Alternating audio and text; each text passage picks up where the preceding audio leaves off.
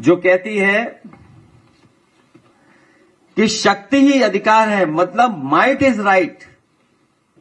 कभी एक समय पर इस बात को कहा जाता था कि शक्ति ही अधिकार है, माइट इज राइट, जबकि लोकतंत्र में कहा जाता है, कहते हैं कि राइट इज माइट।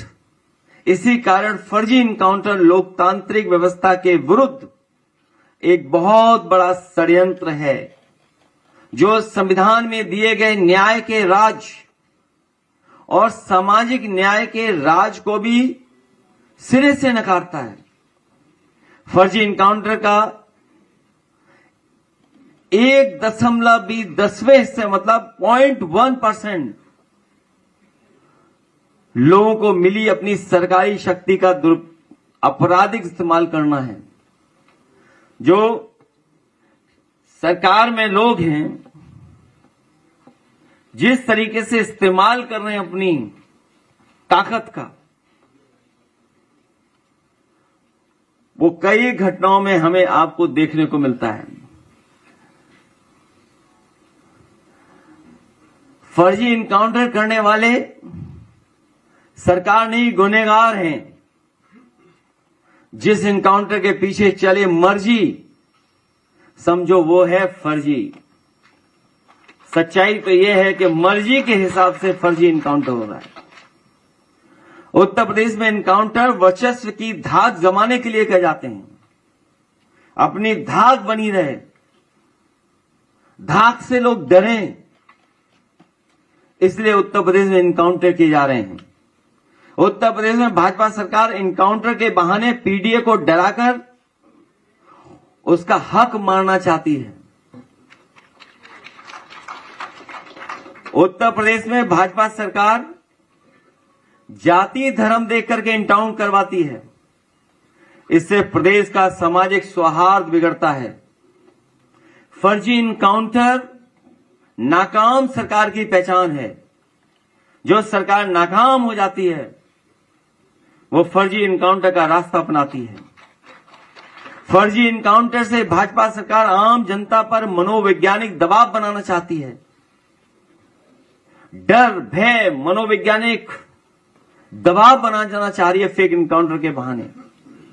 फर्जी इनकाउंटर से लॉ एंड ऑर्डर संभलता नहीं है, बल्कि और बिगड़ता है, क्योंकि इससे पुलिस में भ्रष्टाचार फैलता है। फर्जी इनकाउंटर से भाजपा सरकार ने सरकारी स्तर पर एक पूरा अपराध तंत्र खड़ा कर दिया है,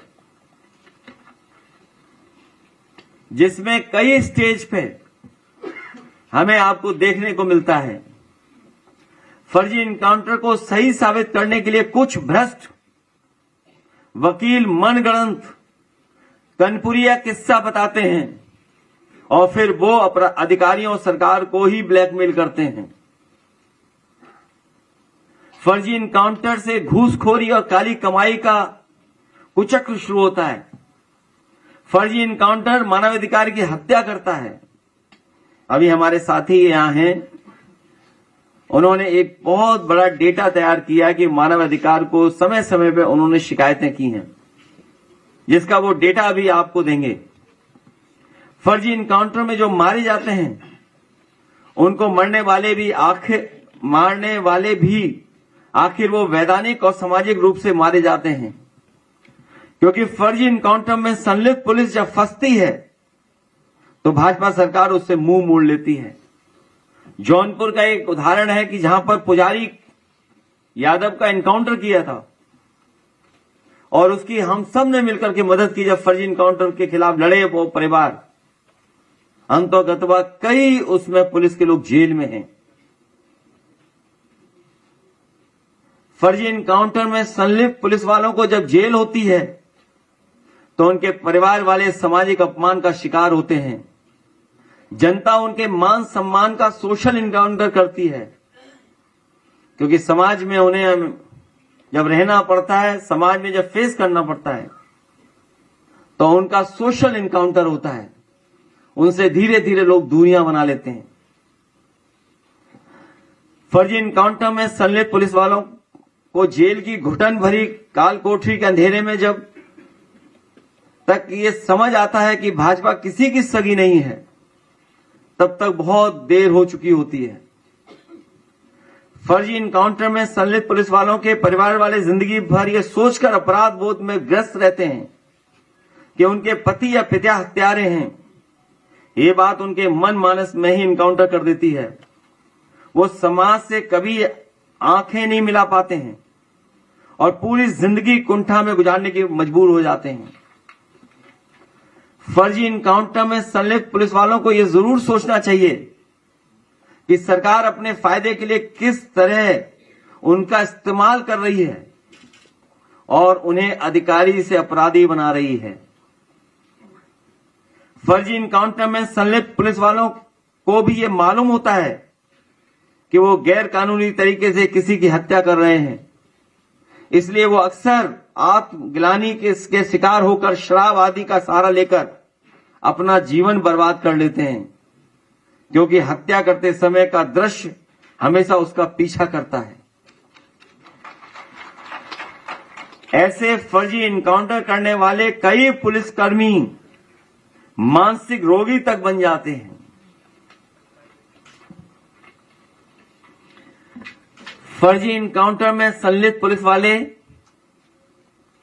दूसरे को तो एक पल में मार देते हैं, लेकिन खुद सारी जिंदगी तिल तिल करके मरते हैं। फर्जी इनकाउंटर के डर से प्रदेश में निवेश नहीं आता है। भाजपा राज में ऐसे कई उदाहरण जब पुलिस ने व्यापारियों से फर्जी इनकाउंटर कर डर दिखा करके पैसे वसूले हैं या उनको होटल के कमरों में मार दिया है। यही नहीं, इनकाउंटर का डर दिखा करके कई अधिकारियों ने महिलाओं के साथ गलत काम किया है। कासगंज का एक उदाहरण है, जहां पर एक अधिकारियों ने उसके पति का फर्जी इनकाउंटर और झूठे मुकदमे में जेल भेजने के डरा करके उस महिला के साथ बहुत कुछ गलत काम किया। यहां तक कि उस महिला उसके पति को पुलिस के अधिकारियों के माध्यम से और लखनऊ में बैठे बड़े अधिकारियों के माध्यम से डराया धमकाया गया, जान लेने की धमकी दी गई, कई बार उस पर अटैक हुआ। लेकिन मैं बहादुर महिला को बधाई देता हूं कि उसने परवाह नहीं की। उसके पति को भी बधाई देते हैं कि वो झुके नहीं सरकार के सामने और अंतोगतवा वो जेल गए। वो अधिकारी आज भी जेल में है। वो फर्जी इनकाउंटर के डर से प्रदेश में निवेश नहीं आता है, मैं बता चुका हूं। फर्जी इनकाउंटर से प्रदेश की साफ सुथरी छवि धूमिल होती है, लोगों के अंदर डर पैदा होता है। फर्जी इनकाउंटर से भाजपा सरकार अपने भ्रष्टाचार पर पर्दा डालती है, क्योंकि जब कभी भी कोई खतरा नजर आता है सरकार पर, या फिर सरकार क्रिमिनल हो जाती है या सरकार फर्जी इनकाउंटर का सहारा लेती है। फर्जी इनकाउंटर भाजपा सरकार की नाइंसाफी, जुल्म और जाति का सबसे घिनौना रूप है। फर्जी इनकाउंटर के जरिए भाजपा सरकार सियासी साजिश करती है, लोगों को डराती है, धमकाती है, चुनाव तक में डर का सहारा लेती है। भाजपा सरकार के फर्जी इनकाउंटर का एक बेहद निंदनीय पहलू यह भी है कि भाजपा सरकार इससे अपने समर्थकों को खुश करती है, लेकिन साथ ही अपने समर्थकों को वो मानसिक रूप से हिंसक भी बनाती है और नफरत के जहर से भरकर उनका मानसिक शोषण अपनी राजनीतिक सत्ता बनाए रखने के लिए करती है। भाजपा अपनों को ही डसती है। पक्षपाती फर्जी इनकाउंटर का एक बहुत बुरा असर यह भी होता है, लोगों का कानून के ऊपर से विश्वास उठ जाता है और बेकसूर लोग अत्याचार होने पर कानून की शरण में न जाकर के न्याय में विश्वास खो देते हैं। जनता का कानून में विश्वास होना किसी भी लोकतंत्र की कामयाबी की बुनियादी शर्त होती है। जाति आधारित फर्जी इनकाउंटर सामाजिक न्याय के राज को खारिज करता है। पक्षपाती फर्जी इनकाउंटर पूरी तरीके से संविधान विरोधी क्रिमिनल एक्ट है। कस्टोडियल डेथ्स की भी एक तरह से फेक इनकाउंटर ही है।